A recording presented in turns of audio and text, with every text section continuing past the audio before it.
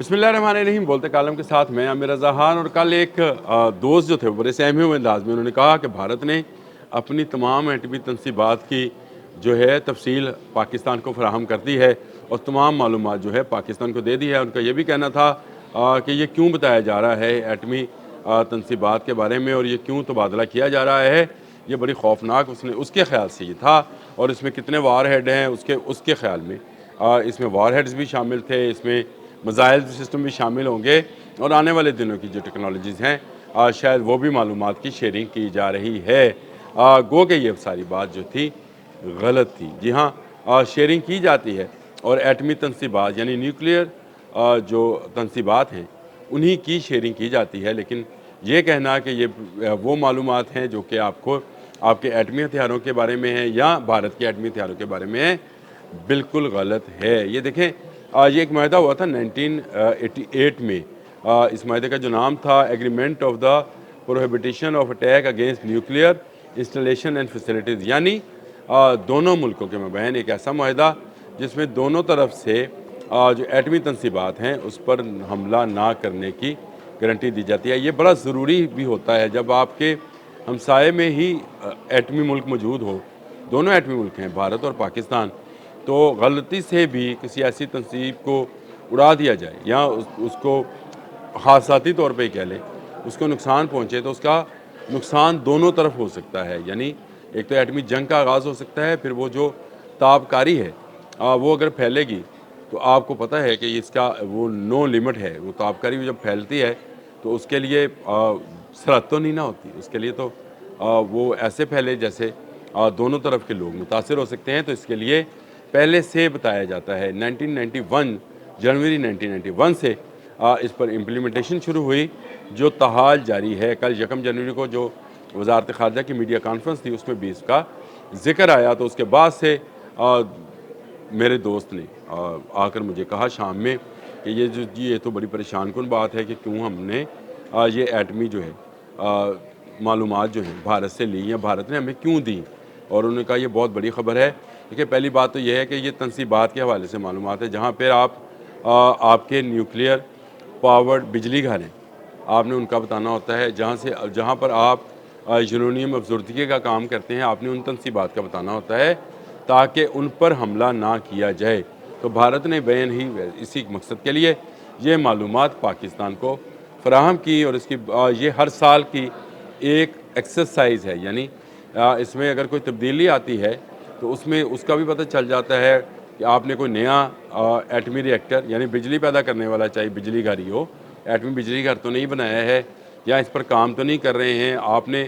कौन कौन सी जगह पर आपकी इस तरह की लेबॉर्ट्री, जैसे हमारी अब्दुल कदीर ख़ान लेबॉर्ट्री है, वो इस तरह की लेबॉर्ट्रीज जो हैं वो तो नहीं बना रहे या बनाने जा रहे हैं। तो ये तमाम मालूमात जो हैं दोनों मुल्कों के लिए बड़ी अहम हैं और इसलिए अहम है कि इससे क्योंकि कशीदगी हमेशा रहती है। 2025 में मई में भी एक जंग रही है जिसमें पाकिस्तान को अल्लाह ताला ने इज़्ज़त बख्शी और पाकिस्तान ने भारत को शिकस्त दी। लेकिन इसमें भी देख लीजिए S-400 आ गया, राफेल तैयारों को मार गिराया गया, Su-30 गिरा, MiG-29 गिरा, लेकिन किसी भारतीय एटमी तनसीबात पर हमला नहीं किया गया। और तमाम की तमाम फ़ौजी अहदाफ जो हैं, जिसको फ़ौजी अहदाफ कहते हैं, न्यूक्लियर अहदाफ नहीं, उनको ही निशाना बनाया गया था। जिसके बाद भारत घुटनों पर आया, कभी अमेरिका कभी चीन, दोनों तरफ जो है मिन्नत तरले करता रहा कि उसकी जान बख्शी कराई जाए। तो ये कोई ऐसी जिसको कहा जाए कि बात नहीं है कि जिससे कोई सनसनी क्रिएट की जाए, ये सनसनी खेज़ इसको बनाया जाए। इसमें दोनों मुल्क जो हैं वॉर हेड्स के बारे में कुछ नहीं बताते हैं, ना मिसाइल टेक्नोलॉजी के बारे में कोई ख़बर दी जाती है, ना न्यूक्लियर वॉर हेड्स के जो कैपेसिटी और कैपेबिलिटी है उसके बारे में मालूमात। गो कि अब ये मालूमात जो हैं वो कुछ ज़्यादा ढकी छुपी नहीं रहती हैं। जदीद दौर में तमाम ममालिक को पता है कि सबसे ज़्यादा एटमी वॉर हेड जो हैं वो रशिया के पास हैं, नंबर 2 पे अमेरिका है, नंबर 3 पे चाइना है। इस तरह ये मालूमात जो हैं ये न्यूक्लियर ममालिक की निकल कर सामने आती रहती हैं, कुछ बावसूख ज़राए से, कुछ गैर मुसद्दक़ा इतलात की सूरत में। तो ये ज़रूरी होता है कि दोनों एटमी मुल्क अगर उनके आपस में तल्लुकात या हालात जो हैं कुछ कशीदा भी रहते हों, जिस तरह से भारत हमेशा दरअंदाज़ी करता है या भारत पाकिस्तान में दहशतगर्दी को प्रमोट करने के लिए फ़ितनल हिंदुस्तान को फंडिंग कर रहा है, तालिबान को फंडिंग कर रहा है और वहाँ पर से पाकिस्तान पर टीटीपी के दहशतगर्दों को जो है वो सपोर्ट करता है। उस हवाले से देखा जाए तो ये मालूमात का फ़राहम करना बड़ा ज़रूरी है, लेकिन ये 1991 से लेकर आप ज़रा अंदाज़ा करें कितने साल हो गए, 9 और 25 34 साल से ये तबादला हर साल 1 जनवरी को किया जाता है। ये यूँ ही समझें जैसे मुख्तलिफ़ त्योहारों पर हम कश्मीर के बॉर्डर पर और लाहौर के बॉर्डर पर मिठाई का तबादला नहीं करते कि ये लें जी आपका त्यौहार है, हमारी ईद है तो वो दे जाते हैं, उनकी दिवाली है तो हम उनको खैर सगाली के तौर पर मिठाई के टोकरे फराहम करते हैं। ये वही इसी तरह का एक तबादला है, ना इसमें कोई सनसनी है, ना इसमें कोई जंग का पहलू है, ये रूटीन मैटर है।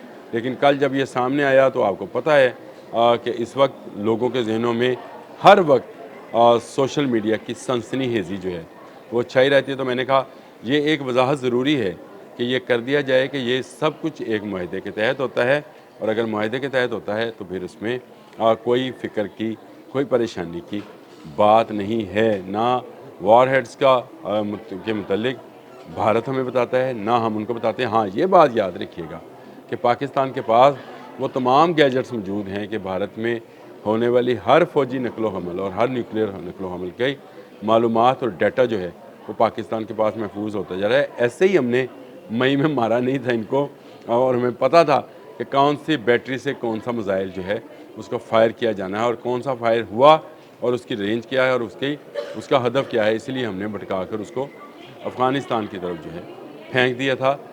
ये वो मालूमात हैं जो कि पाकिस्तान के पास भी हैं, और पाकिस्तान के पास शायद भारत से ज़्यादा बेहतर मालूमात और डाटा मौजूद है, और इसी बुनियाद पर, इसी डाटा और मालूमात की बुनियाद पर ही हमने जंगे मई में फ़तह हासिल की थी। लेकिन ये न्यूक्लियर का मामला है, इसमें एहतियात और मुहतात रहना ज़रूरी है। मैं हमेशा कहा करता हूँ कि अल्लाह ताला से माफ़ी मांगनी चाहिए और अल्लाह ताला इस न्यूक्लियर वॉर से हमें महफूज रखे, सब मुल्कों को, एक को नहीं। मैं तो तमाम ममालिक को कहता हूँ कि इससे महफूज रहें। गो के एटमी रेस जो है 80s और 90s की सतह पर दोबारा वापस आ गई है। कहीं शुमाली कोरिया टेस्ट कर रहा है, कहीं चीन, कहीं रशिया, कहीं अमेरिका। वही सूरत हाल जो कभी आपको 80s और 90s में नज़र आती थी कोल्ड वार के ज़माने में, कि मुख्तलिफ़ टेस्ट किए जा रहे थे, मुख्तलिफ़ एटमी हथियारों के बारे में मालूमात फ़राहम की जा रही थी। अब भी कहीं DF-31 लग रहा है, कहीं अमेरिका जो है वो नए एटमी तजर्बात की इजाज़त दे रहा है, कहीं रशिया अपने आप दोज़नुमा मिसाइल का जो है चर्चा कर रहा है, कहीं शुमाली कोरिया है, कहीं जनूबी कोरिया को इजाज़त दी जा रही है। तो ये वो तमाम एटमी रेस है जो इस वक्त दुनिया में है।